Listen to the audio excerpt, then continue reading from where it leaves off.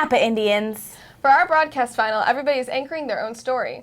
Each group created their own 7 to 10 minute video. For our story, we chose to create an informative video about sexual assault on campus. We wanted to spread as much awareness as we could. So sit back and enjoy.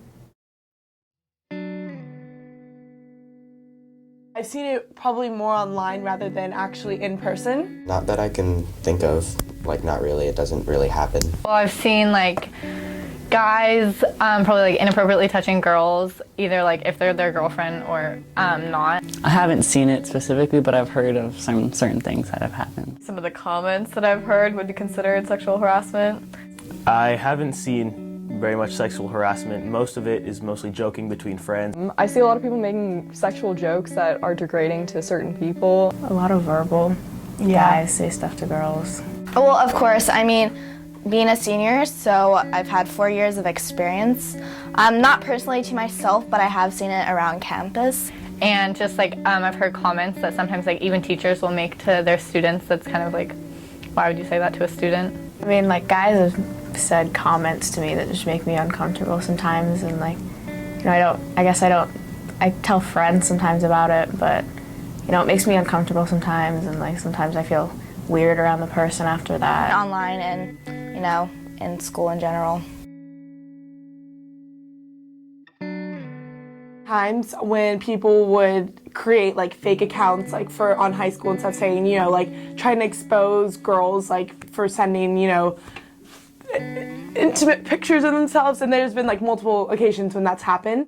Not that much over social media, because I think over social media it's more I don't know, if you just randomly try and say something to someone that's really weird, and then you can just block the person or something. In person it's more real, so I think it would count more as sexual harassment, because over social media mostly people just flirt or something. So on Twitter and stuff, I see things about people all the time, just commenting on what people wear and just how people look in general, and a lot of times it's subtweets, so you don't really know who they're talking about, but you know who they're talking about. I think on social media people are a little too afraid to send them directly. I've seen more verbal, I would say more verbal abuse when it's online, but I've never seen a physical aspect of it. There's specific types on social media, and then other ones that you see at school. It's more of a serious thing because people are anonymous and they're hiding behind their screens. People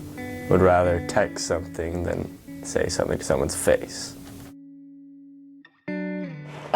If it's something that we absolutely know happened during the school day, because we get their phones and we can go into their phones and find out exactly when the messages were sent, and then we deal with that at school, because that's harassment on school grounds during school time, during instructional time, and that is, we are very firm and have a real zero tolerance for that at our school. Of course we do.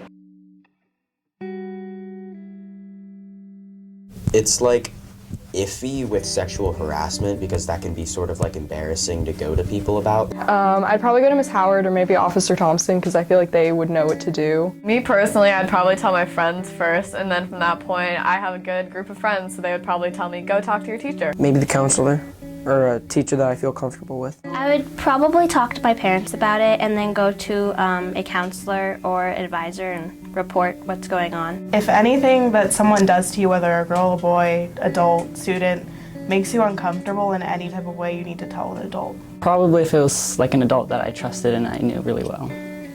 Personally, I think it would be devastating if I had a friend that was sexually assaulted, because I don't know, obviously that's a terrible thing, so I'd probably try to be there for them emotionally and support them and help them get through it as much as possible, but I would definitely encourage them to talk to an adult. There are definitely good people to confide in here. If a comment is made to them, or they just feel uncomfortable in the class, they need to talk to an adult.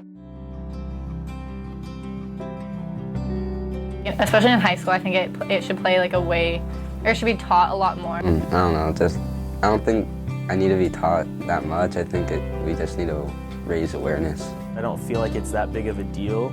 I don't notice it as much as I hear about it at college campuses or stuff like that. I think it's enough of a small enough deal that it's sort of been contained enough that it doesn't need to be talked about as much, but I do feel it's a strong subject. I feel like people have their own idea of sexual harassment, but no one really tells us what it actually is, and there's so many little things that people can consider sexual harassment, and people only think of like the big things. I'm sure a lot of people don't know what sexual harassment really is. Yeah, people look over like the things that just make you uncomfortable and don't realize that they are considered sexual harassment. I think sometimes students might do something and they don't necessarily know that that's sexual harassment, but if they did know, then they'd be like, okay, well, I wouldn't do that. I think it should be taught just to like make sure that everyone feels in a safe environment. No, I definitely think they could talk more about it and like inform the different classes on what sexual harassment means and how to prevent it and what's the right procedures to go through if you do see or go through sexual harassment. In many cases, they did not see that as something wrong. Because when sexual harassment occurs, it's always about how that message is felt by the victim. No, I've never heard of them. No. I do not. I mean, honestly, I don't. I really don't. So, I mean, that's something I would like to know about, but I've never really been told, so. No, I do not. I honestly don't even know the rules or the guidelines that there are. I don't know. But I don't really know how they would go about, like, oh, they saw something online, they bring the students in, they talked about it, have an agreement with the person or like a contract, but I'm not really sure. I would think that people should be informed on the procedures. If it's something that happened over the weekend or at 1 o'clock in the morning, 2 o'clock in the morning, which a lot of times is when a lot of that goes on, we'll refer the families to Eric to see if the families want to press charges through the police department. So school deals with issues that are related to school. It's entirely possible that something happened outside of school and then later infects the campus life. So there has to be a nexus to the school for them to investigate. If we believe that there's been a crime committed to where the situation that the student has been confronted with needs to be investigated by the police department also, in addition to our investigation, we'll run 2 investigations. It really just depends on the severity of it. So if it reaches the criminal level, then there's a multitude of things that we have to do and then other things that we can offer. The biggest thing is here in town, you guys have NEWS, which is Napa Emergency Women's Services, and they are kind of a one-stop shop for victims. They have access to shelters, to counseling programs. They'll help you through the court process as far as getting restraining orders, going to the court hearings, what different court hearings mean, and really just through the entire process. Anytime you're uncomfortable with what someone is saying, whether it be sexual or not even sexual orientated at all, anytime someone makes you uncomfortable, that's harassment. Wow, I did not know that that's how our administration handled sexual harassment. Hey Kyle, don't you work with the football team? Yes I do. Why? I was wondering if you knew how the money went around when it comes to sports. No, I don't. Why don't we find that out though? That sounds like a good idea.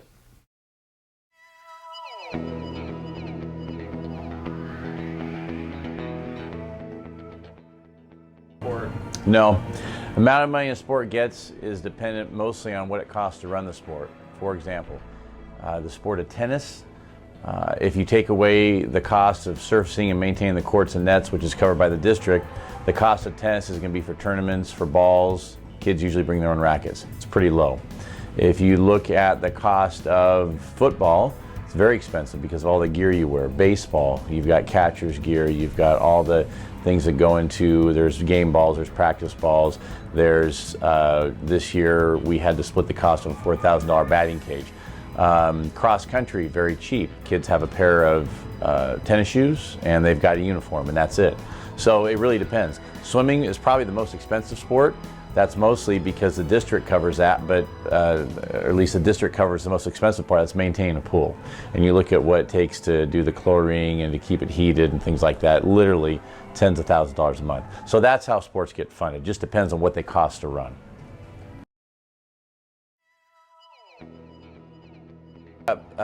Money comes from one of 3 places. It comes either from the district. They pay to maintain the facilities mostly, not all the time. They pay most head coaching stipends and they'll pay for electricity, lights, whatnot. Their money comes from the boosters, and then money comes from the athletics department, which we collect that through a gate at many sports like football, basketball, baseball. So if you compare basketball and you compare badminton, by far basketball is a much more expensive sport to run. They go through each boys and girls team will go through about $2,000 in tournaments a year. Basketballs are $50 a ball. They have home and away uniforms. They've got more coaches involved. We've got 3 teams on each, 3 teams for the boys, 3 teams for the girls, varsity, JV, and freshmen. So there's certainly coaches, that adds up to thousands of dollars. Badminton's got a much smaller budget. Badminton has the cost of rackets and birdies. We have 1 badminton coach. We'd like to expand that to 2 because this year we saw an increase in our badminton size. And so we're now, instead of 1 coach for 34 girls, we'd like to get 2 coaches to help out. But it's a lot cheaper sport to run. Yes and no. Badminton before this year, we've literally gone to every February wondering if we're going to have enough girls to fill out a ladder. When I say a ladder, I think the number is 18, I think is what makes a ladder. It could be 15, but 18, let's say 18. We've gone into the season saying, are we even going to have 18 girls? It's been that way for probably the last 5 years. This year, all of a sudden, we had a spike, and I attribute that mostly to Coach Becerra. I thought she did a great job. She got excitement, energy in the program. So all of a sudden, our number swelled to over 30. She and I talked about uniforms, and I said, hey, I'm happy to talk to the boosters about getting uniforms, but before we invest in the uniform and spend several $1,000s on them, we got to see these numbers for badminton are going to maintain. In other words, are we going to drop back down to 15 girls next year? Is this a one-time thing? So boosters are very interested in doing that. Before Miss Becerra came along, we haven't had a badminton program really help boosters with fundraising. Badminton has never run a concession shift in the last 7-8 years at a football game where they make a lot of their money, whereas every other sports team does do a concession shift for a particular game. Just because they haven't had, it hasn't been a popular sport, there hasn't been parent involvement, so we're hoping that starts to change. If that maintains a change, then absolutely, we'll do uniforms, but we need to see a consistency there. Well, we'll never have equality in terms of dollar amount across all sports. It wouldn't make sense. Football gets a lot of money from athletics and boosters, and then they raise at least equal to that on their own. For example, tonight's the Burger Blitz. It just costs too much money. I mean, the recertification for helmets and shoulder pads every offseason is about $13,000. That's just to take a helmet and a shoulder pad, all of them, and send them away and have somebody say these things are certified, and they have to be certified in order to be used. So you're talking about $13,000 just for that aspect. So it'll never be equal in terms of numbers. Is it fair? I think that's the better question. I think we are generally fairly fair, if that's a phrase. I think if you ask coaches individually, they would probably, there's different coaches say, well, you know, we don't get this, but that team gets that. And I understand that. You're going to advocate for what you get. Soccer would like to add, boys soccer would like to add another assistant coaching position. And do I think it's fair that he gets that? Absolutely. And I pulled this out when we were talking about this. We just so happen to have your 2015-2016 booster budget. And we're trying to identify where our weaknesses are and where we need to improve in that area and make things that they're more fair for all the teams. So equal, no. Fair, yeah, we'd like to be there.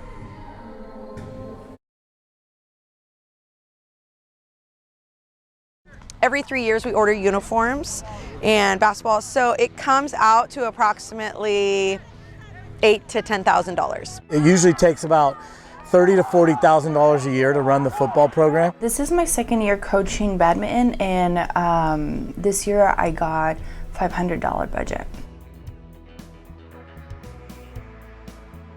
So in the past we've done car washes, so we do a car wash that my basketball players will put on, and usually we've been able to raise about $5,000 for that. In the past we've done fundraising dinners and hors d'oeuvre parties, but in the last year, because of what the boosters did with the Boo Bash and money that we got from the crab feed, we actually did not have to do a ton of fundraising, which was really, really nice. We usually do 3 to 4 fundraisers a year to fundraise money for the various things, equipment, helmets, shoulder pads, our huddle account. There's just any gear we use out here, sleds and things like that.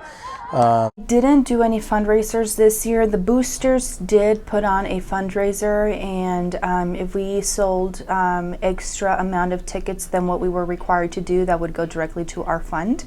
So that fundraiser is over, and I don't know the exact numbers. I don't know if we got extra money from that, but I am hoping to do some fundraising for next year because uniforms would be nice.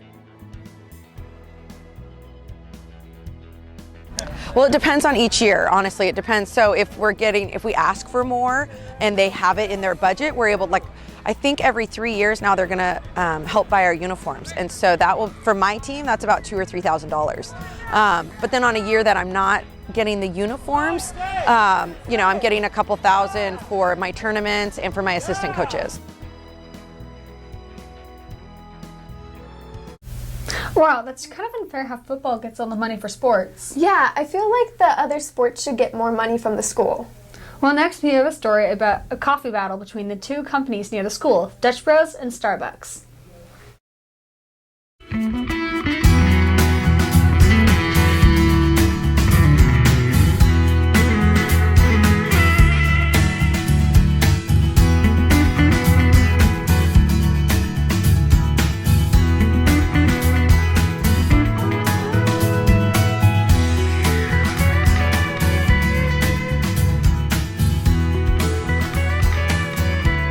Today I'm going to be taste testing Starbucks and Dutch Bros. And I got them substituted because I'm vegan for this one almond milk and this one soy milk. Alright, so I'm going to be tasting the caramel frappuccino from Starbucks. It's mini. And yeah, so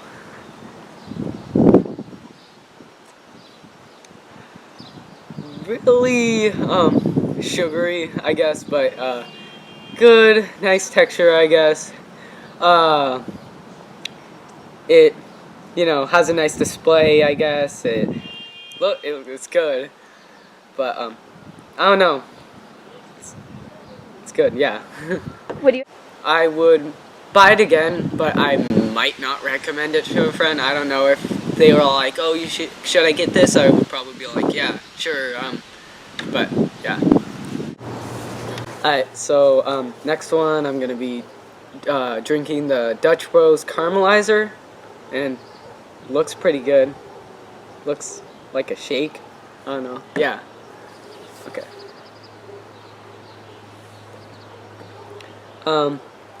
Has really more of a coffee-like texture compared to the other one. But it tastes nice. It tastes milky and good. But yeah, and I'll probably recommend it to a friend. It's pretty good. So yeah. Alright, so out of the two, I would probably like the Dutch Bros better, cause it just has more of a natural taste to it, like coffee is supposed to, but it still has that slight sweetness. But yeah, I would recommend it to a friend and stuff. So yeah. Take a sip. Nice. I like Starbucks better because their frappuccinos are better than Dutch Bros. I like Dutch Bros better because I like the taste of their coffee better, and the workers are a lot nicer. Prefer Dutch Bros because it's more cheaper and they have like more varieties and like a little better taste in them. I'd probably have to go with Dutch Bros because I like the texture of it more, and it's probably it's like less sweeter than Starbucks in my opinion.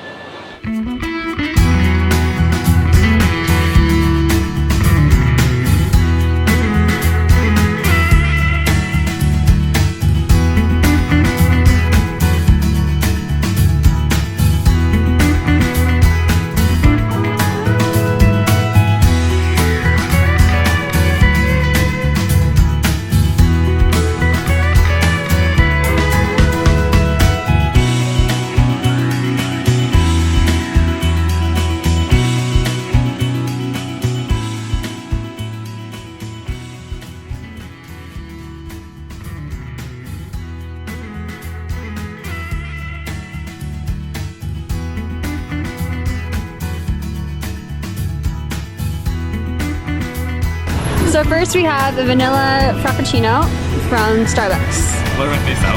I will. And what do you think of it? It tastes like vanilla. Okay. It kind of burned my tongue. Okay. Now compare it to Dutch Bros iced vanilla mocha.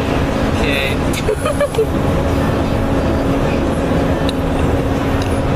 This one's a bit smoother. Okay, and which one do you like more?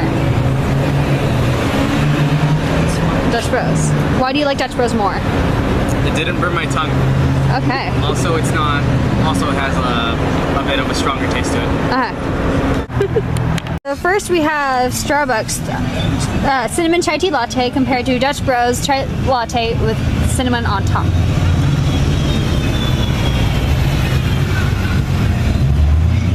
Okay. Now taste the other one.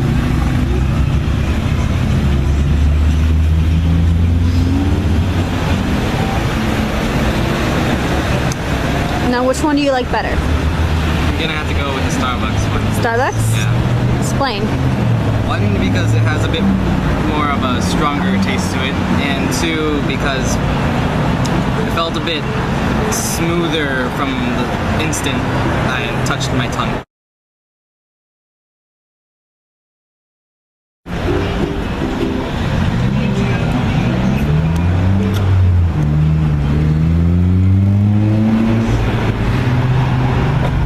That one's really good.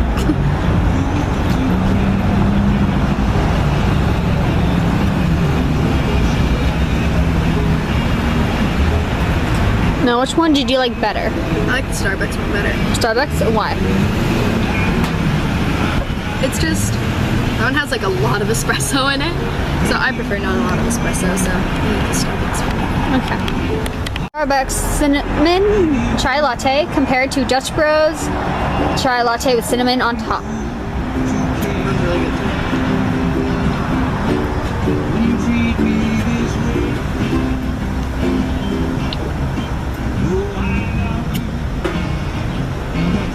Which one do you like better? I think I like the Dutch Bros more. The Dutch Bros more? Why? I'm not sure. It's just like, this one just doesn't, it's like so plain.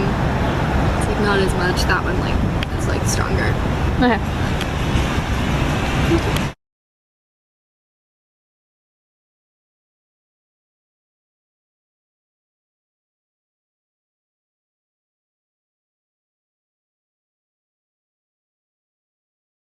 Hey Nolan, how about that coffee? Well, Trevor, it's pretty good, especially on those cold mornings out on the river. Speaking of the river, let's go fishing. You read my mind. Hi, I'm Nolan. And I'm Trevor. And today we'll be showing you how to tie this lure onto his pole and how to bait the hook. First, we're going to show you how to tie this on. What you want to do is have all the strings down so they don't get in the way. You can see that little hole. Then you're going to take this line right here. I know it's so hard to see. And you're going to bend it in the little, somewhat like loop. And you're going to take that and you're going to want to squish it down so it can fit through that little hole.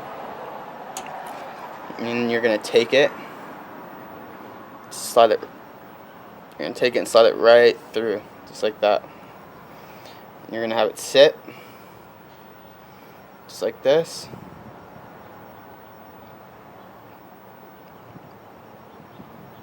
And you're going to take it and loop it around. And you're going to come back through.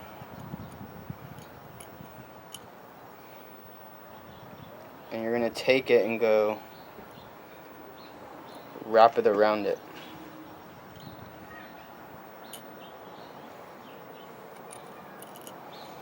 Just like so. And you just pull it on down. Just like that. You can't even see it. So we're going to put this crawfish on the hook. It's the Bass Pro Shop Tournament Series, heavily salted. The black and blue. They come in all different colors. What I'm going to do is rip this off. So it's not there. And then we're going to take the skirt of the jig, and this is the weed. Protect it from weed, so it's weedless. And we're going to take it like this, and we're going to slide it through. Push this off to the side. We're going to just take it and slide it through just like so. And once you get to this spot, you're just going to keep following it until it pops up, back out. You're going to want to work it all the way up as far as it can go. Just like that. And then you have bigger profile for the fish.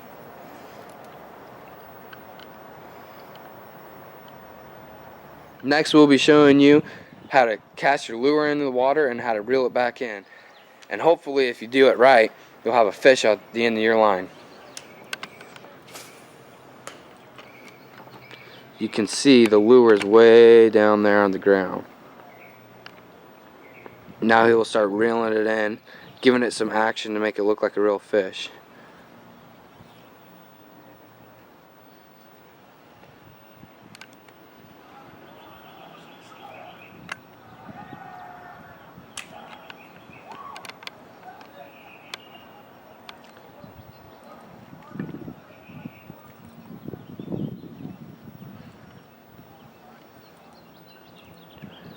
As you can see, he's not reeling it in all at one time or super fast. He's taking his time and doing it slow, as a real frog would do with this frog lure. Because frogs don't just run across the water. They'll take a couple hops, and you want to make it as realistic to a real frog as you can so the fish will bite.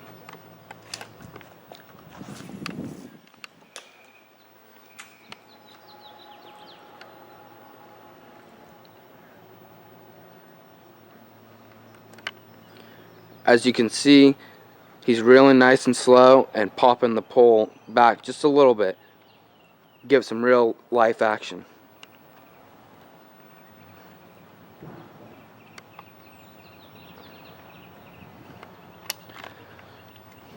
And right here, as you can see on the back of Nolan's shirt, fishing ain't about luck. It's about how you wiggle your worm. It takes lots of practice, and you got to be patient while you fish, because you're not going to catch a fish every single time you cast out. Or every time you go out. Hello, today we're out here fishing at our secret pond. Area is very classified and private. As you can see, we got Oscar here is fishing, Oscar Palmas. We have taught him how to fish, and he has actually caught the first fish of the day on his very first cast. Here we have Nolan. He's out here using his bait caster reel with a frog, hoping to get a fish. And me and myself using this lure, get some fish today.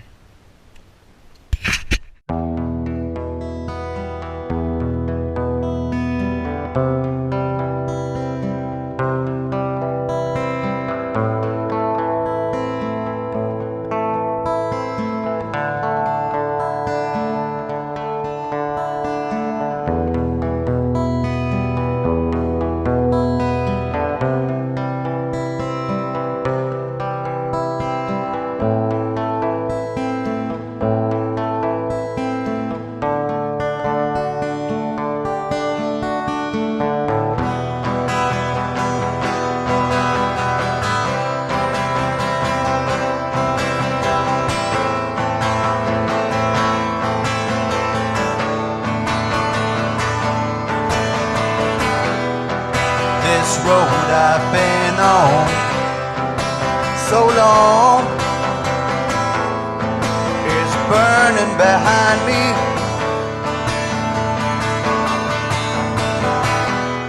Looking over my shoulder for the Lord, I cry out, Is this my destiny? Here, Napa, California, Buckley Station, living life. About to go do some drifting, you know. You know how it goes.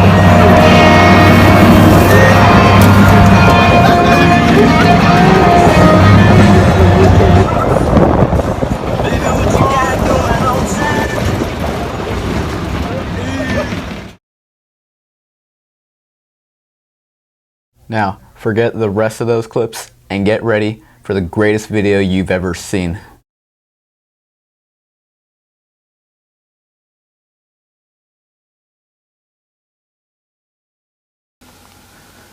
Napa High School, home to all of its inhabitants and wildlife. Deep in the vast ocean we call Napa High School, roughly translating from Latin to Bush did 9/11. There is a creature unlike any other, the Homo sapien. Like its cousin, the Homo erectus, it has the ability to speak words in a strange language called English, which I am fluent in actually. This is a damn well difficult language. I mean, some of these words are insane. Come on, America. As you know, there are subspecies of all types of species. There are three main ones in the case of the Homo sapien: the Homo nerdus, the Homo popularis, and the Homo in-betweenus. There was a species called the Homo dolphinus. They have not been heard of for a long time. Along with the Homo waterboyus, both a forgotten species, they were rivals and were believed to have driven each other to extinction. We start with the Homo nerdus. The Homo nerdus spends most of its time consuming truckloads of Mountain Dew and Doritos, and spends a minimum of 23.9 hours on the internet, leaving them just enough time to maintain their hygiene. As for their attire, most of their clothing is purchased and picked out by their mothers. The most common set of clothes are the striped polo, not to be confused with the Mexican word pollo, which is pronounced pollo and not polo. Two L's make a Y sound in Spanish. YOLO. Getting back to the point, the polo will most commonly have a shirt pocket. This gives them space to carry a nacho cheese flavored inhaler for emergencies. As for the pants, they are either light blue jeans that appear to have orange stains on the outer thigh, or very baggy khaki cargo pants that still have the orange stains on the same spot. Unfortunately, due to the 23.9 hours of straining their eyes, most of them wear glasses, which questions the possibility of their survival. The only thing keeping them alive are their intelligence. Those who fail to learn will surely die.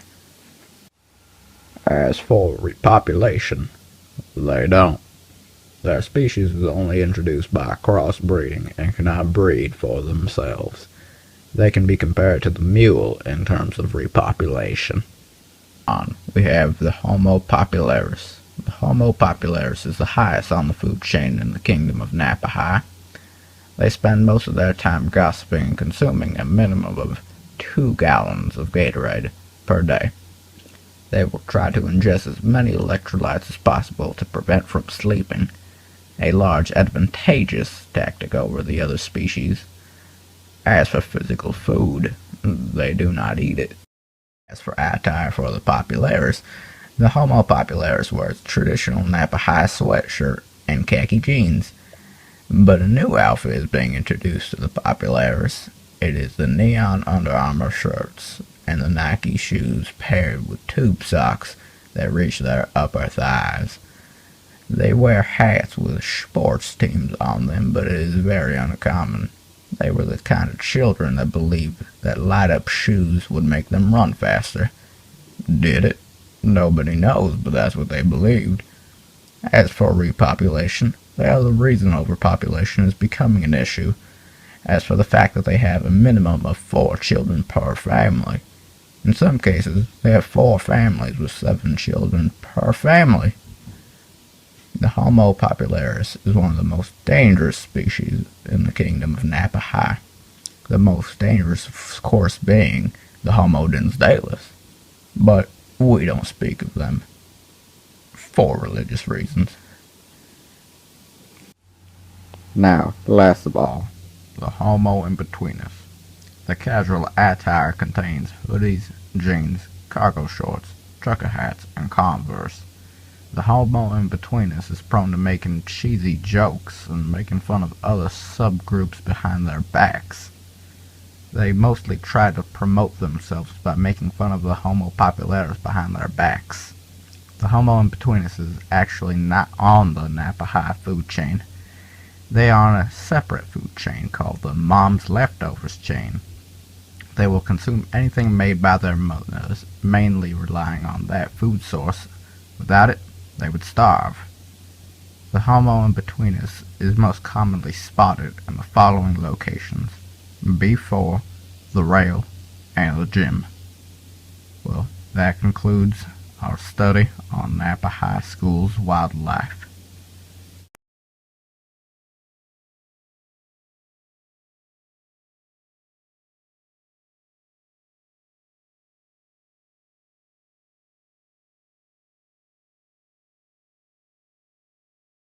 Well, that's the end of the school year. This is the broadcast journalism class of 2015 saying, "See you next year, Indians." And that's a wrap.